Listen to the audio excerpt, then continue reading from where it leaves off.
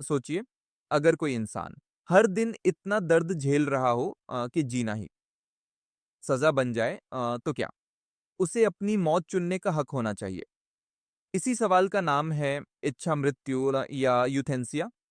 यूथेंसिया का मतलब होता है जब कोई इंसान जो लाइलाज बीमारी और असहनीय दर्द से गुजर रहा हो, अपनी इच्छा से जीवन समाप्त करने की अनुमति चाहता है। लेकिन ये सिर्फ एक मेडिकल डिसीजन नहीं है, ये एक एथिकल, लीगल और इमोशनल डिबेट भी है। यूथनेशिया के दो मुख्य प्रकार होते हैं।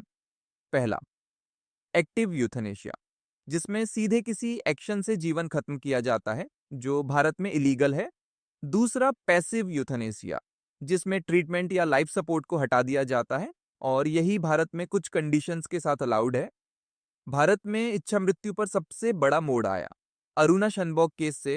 अरुणा शनबॉग एक नर्स थी जिनकी जिंदगी 1973 में एक घटना के बाद पूरी तरह बदल गई।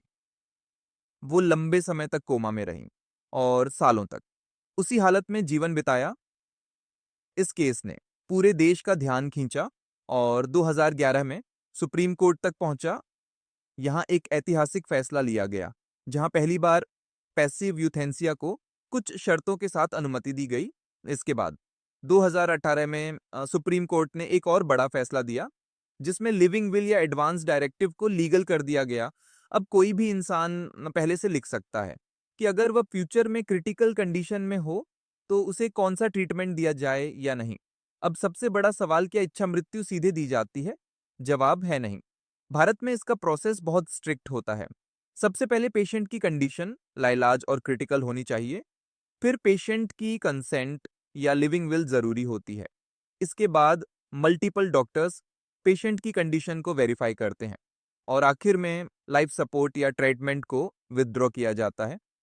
यानी यहाँ किसी को एक्टिवली मारा नहीं जाता, बल्कि ट्रीटमेंट हटाया जाता है।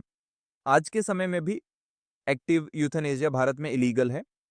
पैसिव यूथनेशिया रेयर केसेस में हॉस्पिटल्स में अप्लाई होती है, लेकिन ये डिसीजन प्राइवेट होते हैं, इसलिए पब्लिक में कम सामने आते हैं। हर इंसान लिविंग विल बना सकता है।